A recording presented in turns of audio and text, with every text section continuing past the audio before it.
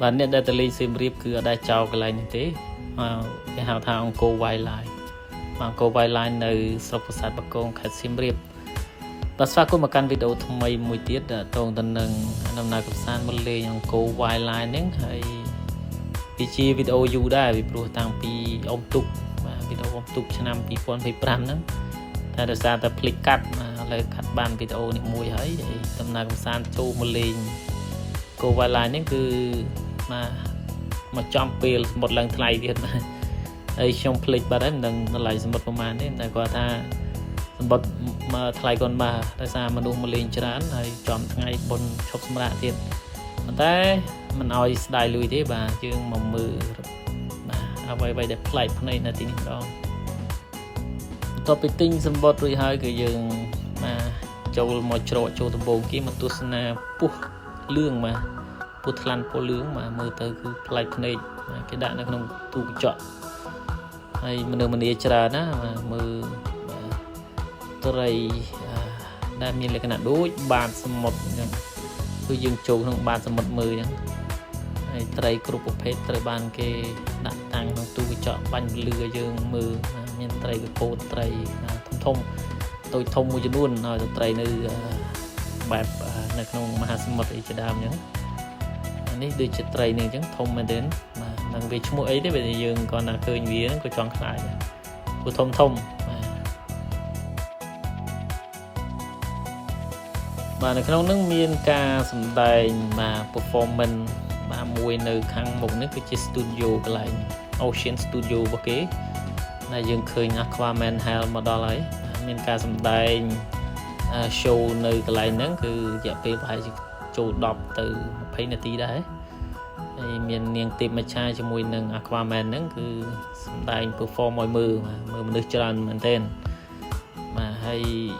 มาตัวสนิทเพียบไกลๆมาอยู่เหมือนเต้นปันไดขยมกัดไกลๆเด้แต่ใบก็มาวิดีโอเวงปีในรัวการสำแดงในรัวการบางฮานจูนนั่นคือมาชุดฉากไกลๆในจมูกหนึ่งไตรจมูกหนึ่งมนุษย์มาให้เมียนกรุบชุดฉากมาหน่อยจงกล้าวก็ยังสมกวดทอดถูกจมูกบานปันไดยังแมนโจของตึกเด้คือยังทอดปีกล้าวไปเจาะគាត់អញ្ញាតឲ្យយើងអាចថតរូបបានជាមួយពួកគាត់ហើយនំនេះថតទៅណា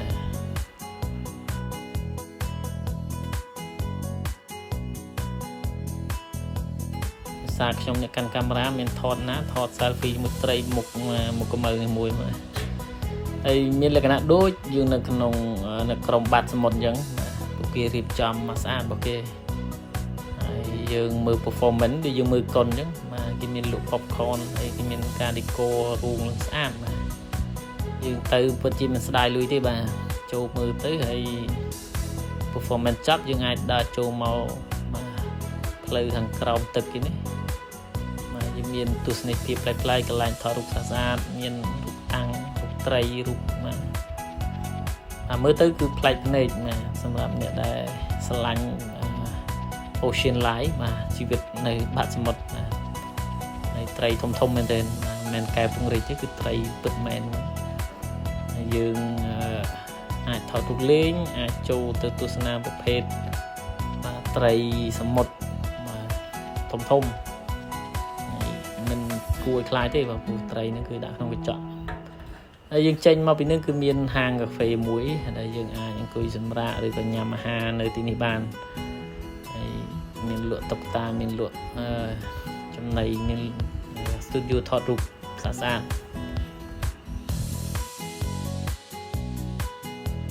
មកដើរទៅគឺ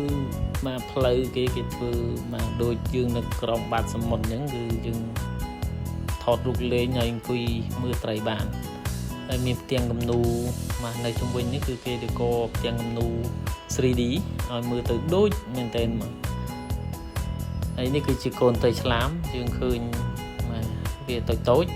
ហើយត្រីបបែលត្រីអីធំគឺហែលនៅលើក្បាលរបស់យើងហ្នឹងមានអារម្មណ៍ថាដូចយើងបាននៅក្នុងភពមួយផ្សេងអញ្ចឹងហើយ relax មួយយ៉ាងដែរហើយនៅមកកន្លែងមួយទៀតគឺកន្លែងតាំង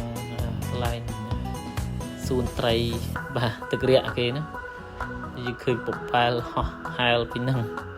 ហើយមានកន្លែងថតរូបដែលយើងអាចមើលទៅដូចជាអ្នកនេសាទអញ្ចឹងមានដើមកងកាងមានdeco plastic លក្ខណៈsustainable ណា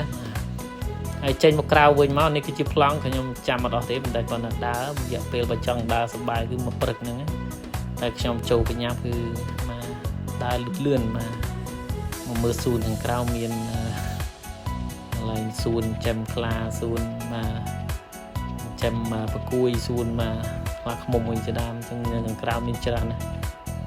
យើងឃើញខ្លាពិតមែននៅខាងនោះខ្លាមកគូ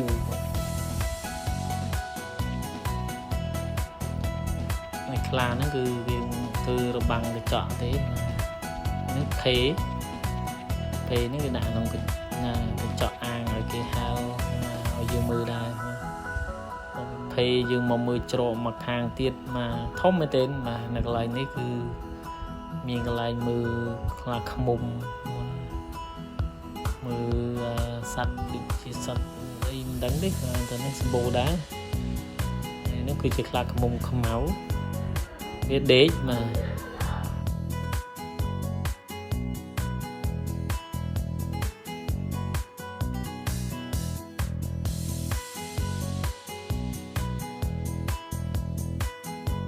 បន្តមកទៀតគឺមកដល់កន្លែងលមូនផ្ទះលមូនបាទផ្ទះលមូនគឺតាកតូននឹងសត្វពស់សត្វល្អិតផ្សេងដែលគេដាក់តាំងនៅទីនេះឲ្យយើងមើលគឺដូចជាប្រគួយភេទលមូនបាទកន្លែងគឺរូបសម្ងាត់ស្អាតនៅខាងមុខហ្នឹងហើយលមូនពីច្រើនគឺបាទសត្វពស់មែនតែនមកបាទពស់ខៀវពស់វេរនីពស់អីគេដាក់នៅពេញហ្នឹងបាទ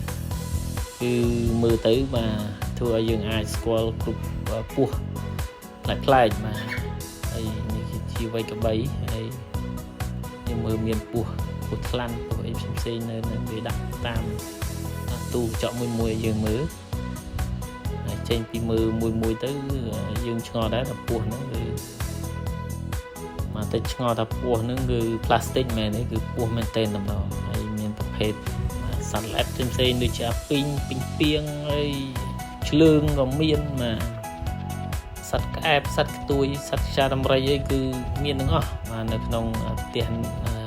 reptile ហ្នឹងដើរកធាយគេដាក់ឲ្យយើងមើលស្គាល់ហើយហ្នឹងគឺជាពស់ឈើពស់ទឹកណា